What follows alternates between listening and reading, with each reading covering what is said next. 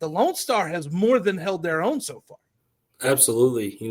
The week one, Angelo beating Fort Hays the way they did, and then Fort Hays going to Pueblo and beating Pueblo was huge. Us, same thing, UCO, right? We beat them by 20, and then they go knock off the powerhouse Pitt State, who everybody had in the top 5 to begin the year. But then Angelo does it again this week with Emporia State in the MIAA. And Angelo lost their quarterback in the first drive, and it didn't matter.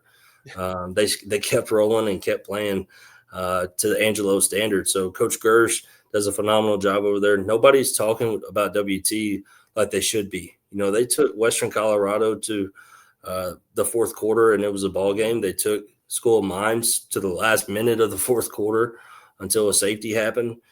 WT's a really good football team, and Josh Lynn has those guys rolling. I know they're 0-2, but they played 2 perennial powerhouses and held their own against them. They're going to be a tough out. And so is, like you said, Midwestern. Coach Renner does a great job over there. Central Washington almost had the lead in the third quarter against the top 25 FCS team.